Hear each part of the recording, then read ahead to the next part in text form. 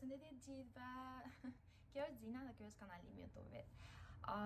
Sot do flasim për një tematik që një mikja ime më sugjeroi para ca kohësh, duke qenë se u bën 2 vite tani që unë jetoj në Kore, edhe për shqiptarët gjithmonë kur unë tregoj që jam duke studiuar këtu janë kështu si të shushatur, që pse kam ardhur këtu, pse nga gjitha vendet kam zgjedhur të jem këtu, sepse është shumë larg edhe shumë ndryshe.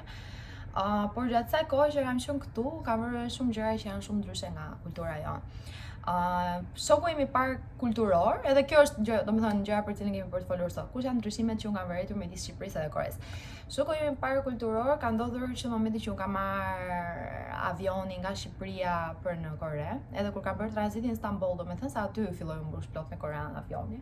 Fluturimi ishte 10 orë i gjatë edhe pasi bëj kështu napping për ca kohë, kur çohem shikoj që këto koreanë fillon të ngrishin nga sedilje, të bënin kështu shtriqje, lëvizje. Edhe unë kisha këtë shoqe nga Bosnia ngjitur edhe ne të dyja që shkonim njëra tjetrën si të shushatur. Që si është e mundur që po ndodh kjo, edhe me të drejtë, sepse në Shqipëri për shembull njerëzit janë pak më të ndrydhur në publik. Domethënë që ne zakonisht nuk është se kemi kaq shumë lirëri ose gjithkohë jemi duke menduar apo çfarë do thoj ky tjetri që kam ngjitur ose ku diun çfarë do thoj, nuk e di, çfarë do thoj që ne vrasim shumë mendjen për të gjitha, sepse kështu është kultura jonë.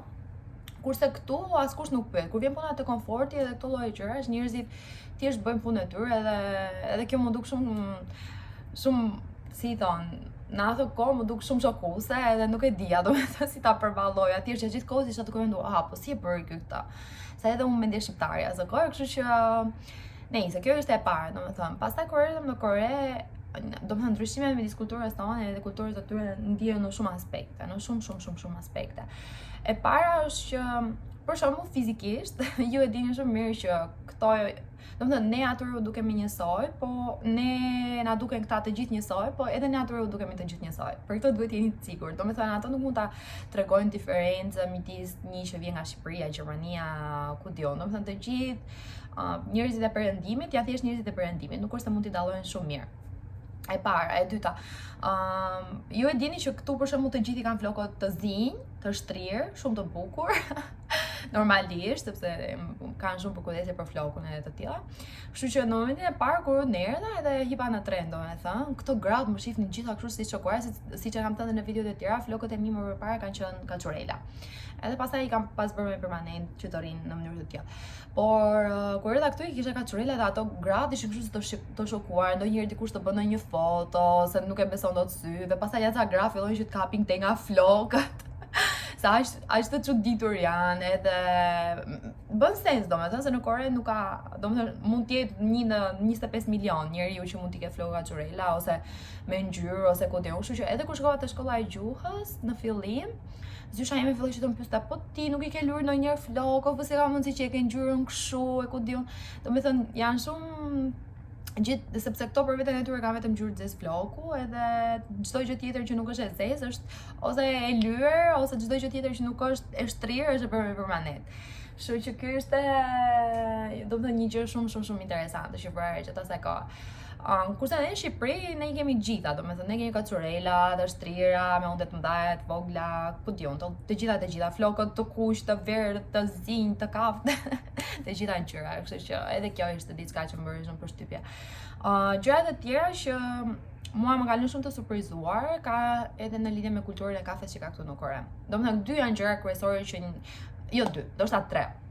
Jeta në Kore zhvillohet e tillë, që pasi mbaron punën, ose shkon për kafe, ose shkon për dark, ose shkon në pub. Tani me këto kushte të reja të viruset edhe kështu nuk është aq e lehtë, sepse në këtë moment ne jemi në nivelin 4 të viruset edhe kemi nga 3000 raste çdo ditë, kështu që mund dalim nga ora 6 deri në orën 10, jo më shumë se 2 persona, pra nuk mund të mblidhesh në grup. Por zakonisht këto lloj aktivitetesh do bëjnë, domethënë ose do shkojnë kafe, ose do shkojnë për dark, ose do shkojnë në pub. Po tani kur shkon në kafe, në Shqipëri për shembull gjithë shkojnë kafe. Çuna, goca, çdo lloj gjëri që tjetë, se kjo është domethënë mënyra më e lirë edhe më e thjeshtë për t'u argëtuar, domethënë. Edhe këtu në Kore, njësoj si në Shqipëri, domethënë edhe këtu ne rrim me orë kafe, po këtu kafja është më shumë si atraksion turistik. Që do me thënë, kush janë diferenca midis kafes në Kore dhe kafes në Shqipëri? Kafet në Kore janë shumë të vogla. Do me thënë, ku diun, kanë ja 4-5 tolla vetëm për të ulur nga 2 veta, kurse në Shqipëri ti e ke një kafe të mbushur me një 40 tavolina, po them, ose 30 tavolina, ose shumë tavolina, dhe njerëzit janë shumë të ngutur me njëri, janë shumë të ngjeshur. E para, e dyta, në Shqipëri kur ndonjëra fillon të çojë të bëjë ndonjë foto kështu aty te lokali, ku diun, te kafja fillon njerëzit, ua, kjo që ka kështu, kjo do t'ja di vetëm për Instagramin, qa që ka kjo lloj goce, shife, qa bë. Kurse këtu në Kore, nëse shkon për kafe, ja u thashë si të bësh atë kështu vizitë turistike Gjokundi, sepse të gjitha kafet kanë një lloj specifike ndryshe. Për shembull, disa kafe janë të dekoruara vetëm me libra, disa kafe kanë motive rock and rolli, disa kafe mund të kenë motive, ku diun, vetëm me kopshte me lule. Domethënë, këto nuk janë bërë thjesht për ty për të shkuar edhe për të pirë kafe si thjesht veprimi të pirit të kafes edhe të folur me të tjerë, por realisht është bërë që eksperienca jote aty të ndihet më shumë se sa thjesht një të pirit të kafe, të ndihet shumë si artistike. Kupton, sikur je duke bërë ndonjë gjë artistike. Dhe unë për këtë vdes, dhe kam të dhe një video më përpara që unë i kam shumë qef kafe koreane, dhe pavarësisht se këtu një kafe kushton $5, unë realisht shkoj dhe shpenzoj lekët e mia me shumë qef për gjithë atë anën ku diun artistike dhe emocionale që mua më përmbush kur vetë edhe pi kafe. E para kjo, e dyta. Në kafe koreane thash që në kafe shqiptare, si kodër e thash, ne vejmë gjithë, goca çuna.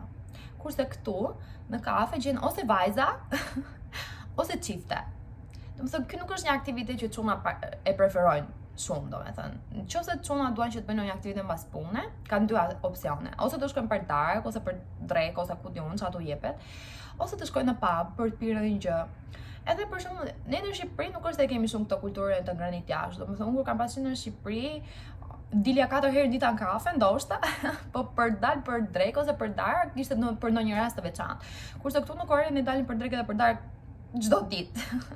Dhe normalisht që ka shumë arsye pse këtu është shumë e leverdishme për të dalë për të ngrënë jashtë. Për shembull, në Shqipëri, nëse ti kërkon për të ngrënë jashtë, domethënë do hash, nuk është se ne kemi shumë nga këto gatimet tona tradicionale në për restorant. Domethënë mund t'i numëroj me gishtat e dorës numrin e restoranteve në Tiranë apo jashtë Tiranës që ofrojnë gjëra shqiptare. Nuk po them bio, po thjesht gatime shqiptare. Sepse ne jemi shumë të fokusuar nga kjo, jo po gatime italiane, jo po gatime, ku diun, spanjolle, meksikane, çfarë lloj gjëje, domethënë, ne kemi shumë fiksim që bëjmë shumë pak si më të ngritur. Kurse këtu në Kore, pavarësisht se normalisht edhe këtu, domethënë ka shumë restorante që janë amerikane, ku diun, italiane, spanjolle, absolutisht shumë. Këtu ka shumë restorante që janë thjesht me ushqime tradicionale të vendit. Edhe kjo është shumë fantastike, sepse për shembull, në momentin që sapo ke mbaruar shkollën dhe nuk ke mundësi për të gatuar, se ke mbaruar punë, po je shumë i lodhur, nuk do që të gatuash, edhe nuk është se do që të shkosh në një restorant që është shumë fancy edhe të hash ndonjë gjë që është e huaj, apo ku diun, thjesht do të hash ndonjë gjë shtëpie. Shkon në këto restorante edhe ha për shumë pak lekë. Domethënë, ndoshta në disa raste mund ndodhi që ti paguan $3, $4, $5 për gjëra që janë shumë tradicionale. Kurse në Shqipëri, pavarësisht se edhe ne aty pagojmë, ku diun, po themi standardi i artigianos do shkonte te 7.000 lekë, apo jo. Por për buxhetin e shqiptarit kjo është shumë, sepse kur e merr një rrog 250.000 lekë, 300.000 lekë edhe paguam për një vak në mënyrë të tillë, normalisht shkon shumë. Kurse këtu të paguash 3.000 lekë, 4.000 lekë ose ja po themi 5.000 lekë ose 6, është shumë pak sepse standardi i jetesës është shumë ndryshe. Tjetër për kafet, çfarë ndodh në kafe shqiptare e çfarë ndodh në kafe kore. Në kafe shqiptare, kur ti shkon për pi kafe, domethënë, ti do rish shumë si zonjë. Kupton? Do kërkosesh i çik, do vendosësh këmbë mbi këmbë që dukesh pak kështu. Kurse në kafe koreane ti thjesht heq atletat, edhe mund të rish për 7 palqefe, do të cilë edhe në një batanie, po që se pa të ftohtë, edhe unë për këtë pjesë realisht e dashuroj shumë Kore. Domethënë, njerëzit mendojnë shumë për komfortin e vet. Tu askush nuk do t'ja di, domethënë, nëse ku diun, ti do thuash në gjë apo pse jo që kjo atletat ose ku diun, sepse thjesht njerëzit i heqin atletat aty edhe rrin sikur të ishin në shtëpinë e tyre, jo sikur janë realisht në kafe. Më kupton? Edhe rrin shumë në rahat, edhe janë shumë cozy, edhe mua më pëlqen shumë edhe kjo pjesë. Një gjë tjetër e çuditshme, ju thash për këto 3 aktivitetet e të ngrënit, të pirit edhe në përpabe, ku diun, kafe, kështu lloj gjërash. Tani kur shkojnë njerëzit në pabe, unë këto nuk kam parë në Shqipëri, më thënë drejtën, po në Kore njerëzit pinë shumë fare. Domethënë, nuk e di nëse statistikat e tregojnë, po besoj që po, që Korea është një ndër vendet ku alkooli gjen më shumë përdorim. Edhe këto kanë një pije tradicionale të tyre që quhet soju, ndoshta në një nga këto vlogjet kam për t'ja u treguar, dhe mënyra për shembull se si pim birën këtu në Kore është gjithkohë duke e përdorur këtë mix me këtë soju që të bëhet më alkoolike, sepse bira nuk është se ka shumë alkool, edhe këto i vendosin këtë pijen tradicionale në mënyrë që ta bëjnë më të fortë. Por për mendimin tim, këto nuk është se kanë shumë rezistencë. Në fillim unë edhe shokët edhe shoqet e mia mendonim që këto pin shumë fare. Edhe prandaj vjen në këtë lloj kategorie, po në këtë moment kemi arritur në konkluzionin që thjesht nuk është se kanë shumë rezistencë. Unë për shembull kur kam parë njerëz në Shqipëri që kanë qenë duke pirë, ne nuk është se skuqemi, domethënë që të dukemi, domethënë që nga alkooli të bëhemi kështu si të kuq në fytyrë, kurse këto skuqen direkt, domethënë që janë pirë. Edhe e dyta, ne kur mbarojmë së pirë, shkojmë nëpër shtëpiat tona, rim, qetësohemi, ku diu. Masi kemi dalë me shokë me shoqe, kurse këtu në Kore, domethënë ndonjëherë kjo është vetëm ja pjesë nuk më pëlqen në lidhje me komfortin e kështu, sepse edhe kur jam bërë tap, e ku diun fillojnë e shtrien rrugëve, ose fillojnë edhe vjellin rrugëve, domethënë është e lin veten që të shkojnë deri në atë fazë pije që nuk është se kam kontroll për që janë duke bërë, edhe unë në Shqipëri nuk është se kam parë këtë, domethënë që të ndodhi që në një lagje që ka shumë pabe, për shembull ku të rruga Salës kur bëhen këto, kur dalin njerëzit për tek ato lokalet e kështu, nuk është se kam parë, domethënë që kur njerëzit janë gati kohës për të ikur në shtëpi, janë shtrirë rrugëve, ku diun, kështu lloj gjërash. Kurse këtu kështu i gjen gjithë. Po, tjetër çfarë është ndryshe? Na iku pak bateria e telefonit, kështu që u detyruam që të mbyllëm pak seancën edhe të nisim një tjetër. Unë do isha duke folur për pjesën e edukimit në Kore edhe në Shqipëri. Edhe diferenca që unë kam vënë janë shumë. E para nëse profesori pyet, domethënë gjatë në fund të leksionit, nëse ne kemi ndonjë pyetje apo jo, është automatikisht e nënkuptuar që ne duhet të themi jo. Çfarë do të thënë kjo? Domethënë nëse fillon të pyet po profesor, po nëse kështu, po nëse ashtu, ku di unë, fillon profesori dhe thotë, po pse po më pyet ti? A nuk pëlqeu shpjegimi im, apo fillon e marrim kështu si më personale. Kështu që gjithë studentët kanë arritur në konkluzionin që është më mirë mos pyesësh. Normalisht që këto gjëra kanë filluar të ndryshojnë me kohën, normalisht. Edhe sidomos nëse profesori ka studuar jashtë shtetit, siç kanë ndodhur shumicën e kohës, domethënë, atëherë janë më të pranueshëm edhe më të hapur. Edhe sidomos për studentët e huaj, domethënë janë shumë më të hapur. Por kështu ka pasur më përpara dhe besoj që midis koreanëve akoma vazhdon kjo, se shoqet e mia koreane ende edhe thonë që e kanë shumë vështirë që të bëjnë pyetje profesorëve. Kurse ne në Shqipëri, nëse profesori thotë që keni ndonjë pyetje kështu, ato na luten e shkretën që orë më pyesni. Kurse ne jemi, okay, ndoshta unë do të pyes, po merrni ndonjë pyetje të përmendje. Por që po, kështu është. Tjetër ka shumë me mënyrën se si studiojnë tu në Kore. Unë kur kam pasur në Shqipëri, kam qenë ai lloj personi që i lej gjëra pak për në fund. Edhe kjo është akoma sindroma ime. Unë gjithmonë tentoj që t'i zgjas gjëra për në momentin e fundit. Por studentët koreanë nuk janë absolutisht kështu, domethënë, edhe janë gjithkohë duke punuar shumë fort, duke mësuar shumë fort. Ndonjëherë kur mendoj për shembull, të gjitha shoqet e mia koreane kanë ndonjë traumë që nga perioda e gjimnazit, sepse gjatë asaj kohe bënin shkollë, domethënë ku diun, siç kemi pas bërë ne kur kemi qenë në gjimnaz deri në 1 apo 2 pas dite, edhe mbas asaj shkonin në shkolla të tjera, mbas kësaj shkolle, dhe rrinin atëherë deri në 12 natës duke mësuar kështu, domethënë e vetmja gjë që bënin dhe vetëm mësohet dhe shkon në shtëpi, vetëm mësohet dhe shkon të flesh gjumë, vetëm mësohet dhe shkon të flesh gjumë, domethënë drekën, darkën, çdo gjë e hanin në shkollë. Kështu që janë shumë të dhënë, domethënë mbas të mësuar se edhe gjitha këto. Edhe konkurenca është shumë e lartë, normalisht, kështu që bën sens. Tjetër, siç ju thash për shembull që ne shkojmë dhe ulemi një kafe me shapka. Është shumë normale që këtu në Kore ti shkon me shapka në mësim. Edhe në fillim më duke shumë e çuditshme, sepse për shembull unë shkoj në shkollë dhe shkoj student tjerë mes dimrit që kanë vesh çorape dhe si për një pa shapka dhe janë duke ikë kështu me tuta sportive me një bluzë, kështu duke ikur në shkollë dhe unë që kam mësuar gjithkohës që visha edhe atleta, cinjeri e gjitha, po këto nuk dua t'ia dinë dhe shkojnë kështu. Kështu që për këto është normale. Mbas sa kohë mësova dhe unë e fillova ta bëja dhe unë me thënë drejtën shumë rehat, domethënë. Edhe tjetër, se ju thashë ne mund të studiojmë në kafe apo jo, që mund të heqim kucët e kështu lloj gjësh. Ne edhe mund të flem në kafe. Kjo është e çuditshme, por është shumë e vërtetë, sidomos në periudhat kur studentët kanë shumë për të mësuar. Preferojnë që të shkojnë të mësojnë për kafe. Edhe ka kafe, domethënë që janë për posaçërisht për këtë mësimin, që ti shkosh të mësosh atje për orë shumë gjata. Edhe kanë ato që rrin gjithë natën, 24 orë që ka dita, domethënë, shkojnë mësojnë gjithë ditën, pastaj rrin edhe gjithë natën, ja fusin te gjumi kafe, pastaj zgjohen, fillojnë mësojnë prapë, pastaj flejnë gjumë, pastaj zgjohen, fillojnë mësojnë prapë. Do të shumë normale, mua në fillim më dukej shumë përqeshur, por tash jam mësuar, nuk më bën përshtypje. Kështu që edhe nëpër shkolla, për shembull në universitetin tim, ne kemi domethënë normalisht ambient biblioteke, studimi e kështu lloj gjërash, por kemi edhe atmosfera relaksimi që në terma të tjerë domethënë atmosfera për të fjetur gjumë. Domethënë njerëzit shkojnë aty realisht thjesht për të fjetur. Se kam mësuar shumë gjatë as në bibliotekë, ndoshta duan thjesht të flenë gjumë, dhe ato nuk bën të riveri zhurmë ose ndonjë gjë e tillë, kështu që gjatë gjithë kohës është vetëm kjo. Tjetër çka kam vënë? Unë e thash për shembull që këtu ka shumë kulturë restoranti edhe të ngrënit jashtë që ne nuk e kemi në Shqipëri. Po, për shembull në Shqipëri, nëse do shkoja gjykuni për të ngrënë ose për të pirë ndonjë gjë, nëse e shoh që është plot, unë iki.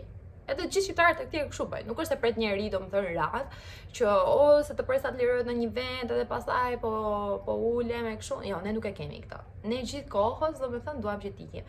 Kurse këtu në Kore do ta kuptosh që një restorant është i mirë, sepse e ke radhën ku diu nga këtu deri kilometra larg. Njerëzit janë duke prit, domethënë sa të viratat te restoranta. Një person më marr 1 orë, 2 orë për të ngrënë, këto rinë akoma dhe presin, domethënë. Është e çuditshme, por është e vërtet. Nuk më kishte ndodhur përpara, po që realisht është e vërtet. Sa për ushqimin, diferenca me Shqipërinë janë kështu si nata me ditën. Se ne në Shqipëri kemi shumë dietë mezetare dhe preferojmë që tajmë shumë ku dion gjëra me vaj ulliri, me krip. Kurse këtu në Kore, absolutisht çfarë do lloj ushqimi është i sheqerosur, që do me thënë, edhe pizza. Edhe unë me këto nuk mësojsha dot në fillim njerëz, edhe se si më duke, edhe ca salsa për shkakun që janë për pulën e skuqur, edhe këto janë, domethënë ka nga ato që janë me sheqer, se normalisht shumicën e kohës ne përdorim me salë soje ose këto lloj gjërash, po ka nga ato që janë shumë të sheqerosur. Edhe në fillim mua se si më duke thosha, wow, zoti Maci do ta hajon këto që është kaq sheqerosur, por me kohën pastaj fillova mësova edhe më dukej shumë mirë, domethënë. Më pëlqen shumë fare. Tjetër, ne në Shqipëri nuk është se përdorim shumë erza, kurse këtu erza domethënë që përdoren janë shumë më të shumta, e para, dhe e dyta këtu ushqime shumë pikant. Domethënë, normalisht ti mund zgjedhësh edhe që të hash më pak pikante, se këta e kam me kategori, jo të gjithë mund të hajnë shumë mirë pikante, por që ushqime pikante janë shumë karakteristike e Koreas së Jugut. Edhe unë nuk është se mendoj që është vetëm kështu tipike koreane, po mendoj që është më tepër aziatike, domethënë që gjithë njerëzit në Azi pak a shumë preferojnë ushqime pak më pikante, domethënë.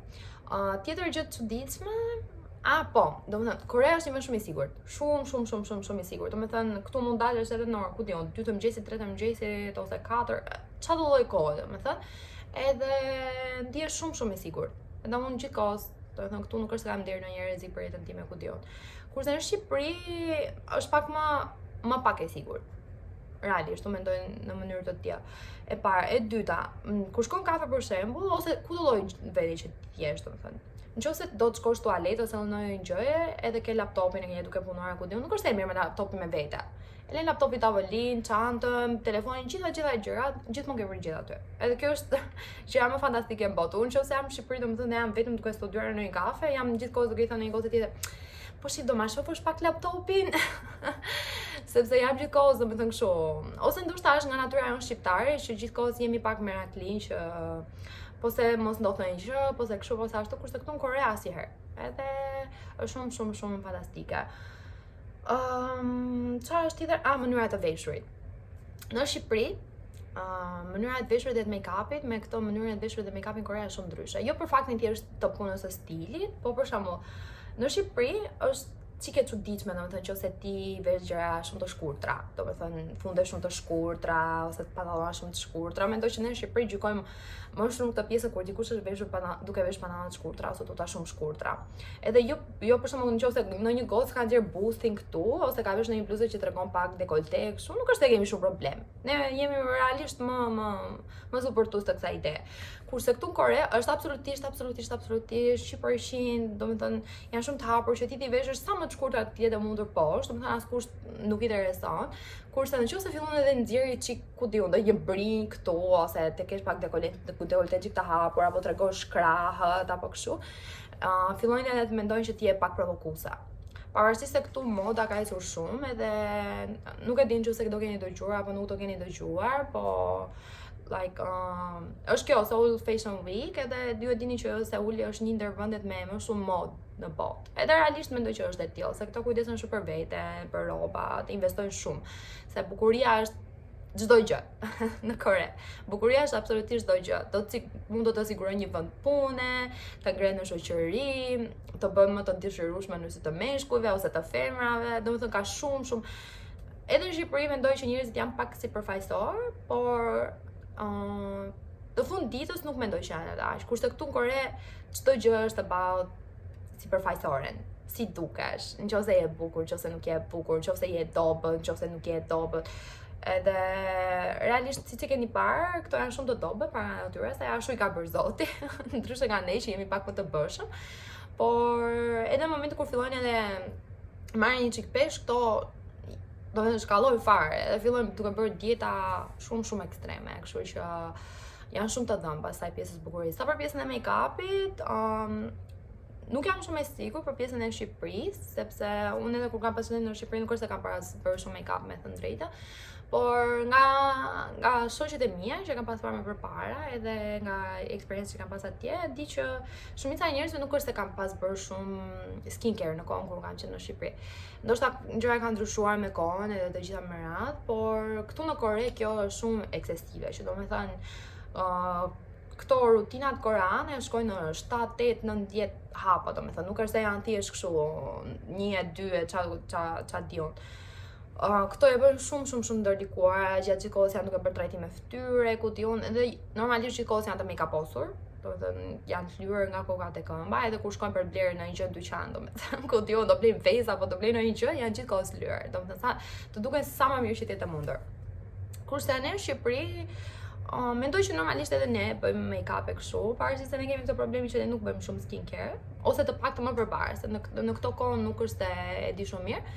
Por mënyra se si ne bëjmë make-up në Shqipëri dhe mënyra se si bëjmë këto make-up në Kore është shumë ndryshe. Ne në Shqipëri na pëlqen më shumë që për shembull gocat kur bëjnë make-up duan që fytyra e vet të duket pak më femërore, në kuptimin jo më çupëlim, po pak më e pjekur. Kështu që ne në Shqipëri na pëlqen që të bëjmë pak make-up pak më të rënduar. Do të thënë vethlla pak më të trasha, sy pak më të erësuar, buzët më të mbushura, mollzat më të lyra. Do të thënë çfarë lloj gjë që i vendos shumë më pak këto tipare tona të fytyrës. Kurse këtu në Kore gocat duhet që të dukem shumë të vogla, çupëlina, kupton, kështu si të pafajshme, edhe bëjnë make-upin shumë më të bëjnë shumë make-up, po e bëjnë në mënyrë të tillë që duket sikur nuk është se kanë bërë shumë make-up. Nëse e shpjegojmë qartë. Kështu, këto janë gjëra që më kujtojnë për momentin. Në momentin që do më kujtojnë gjërat e tjera që unë realisht dua t'i diskutoj, mund të bëj edhe një episod numër 2. Do mendohem për gjëra të tjera dhe do t'ju loj të ditur. Kaq për sot, shumë faleminderit që më ndoqën dhe shihemi herën tjetër. Ditë mirë!